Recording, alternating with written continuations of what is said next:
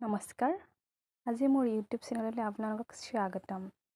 মই আজি আপোনালোকলৈ নতুন ৰেচিপি এটা লৈ আহিছোঁ। সেই ৰেচিপিটো হৈছে পানীলাওৰ আগৰ এখন সোৱাদ লগা তৰকাৰী।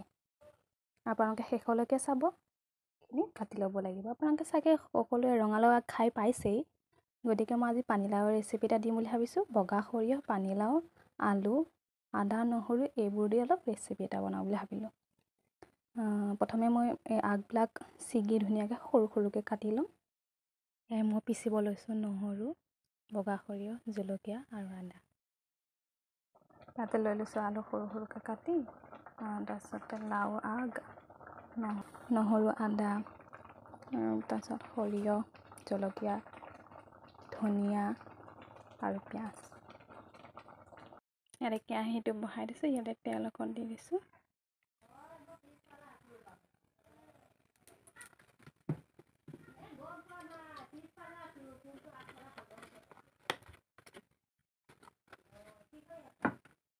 তেলখিনি গৰম হৈ গৈছে। তাৰপিছত দিব লৈছোঁ পিঁয়াজ এটা, কাটি থোৱা পিঁয়াজখিনি ঢালি দিছোঁ।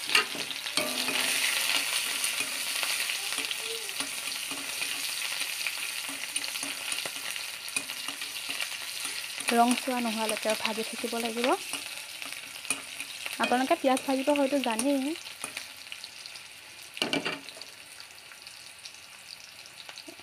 ইয়াতে পেষ্টটো দি দিছোঁ, আদা, নহৰু, সৰিয়হৰ।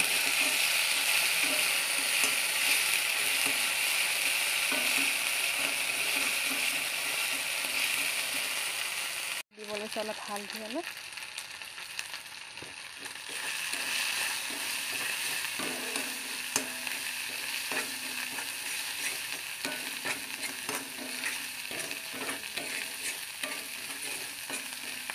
ভজা হৈছে, ইয়াতে দিব লৈছোঁ এতিয়া কাটি থোৱা শাকখিনি।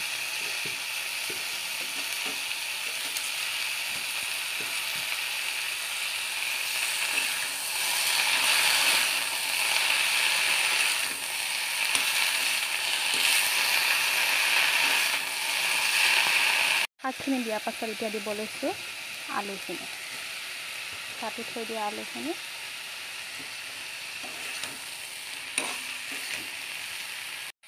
আলুখিনি দিয়াৰ পাছত কম জুইত অলপ ভাজি থাকিব লাগিব।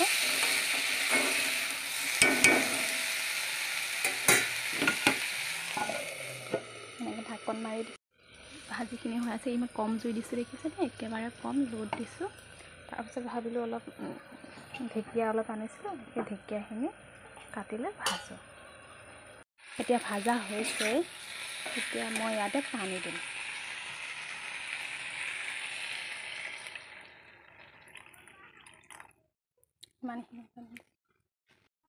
ইমানখিনিয়ে পানী দিছোঁ, দেখিছেনে?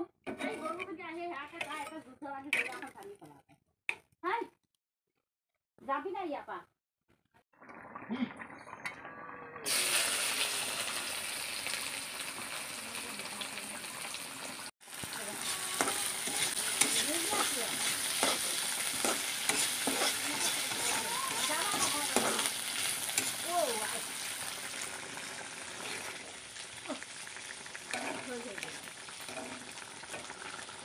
মোৰ তৰকাৰীখন হৈ গৈছে।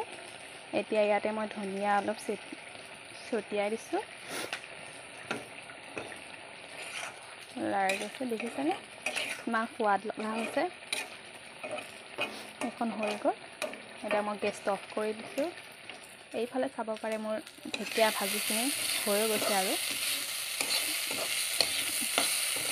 যদি আপোনালোকৰ মোৰ ৰেচিপিকেইটা ভাল লাগিছে, তেতিয়াহ'লে লাইক, শ্বেয়াৰ, কমেণ্ট আৰু ছাবস্ক্ৰাইব কৰি দিব নাপাহৰিব। ধন্যবাদ।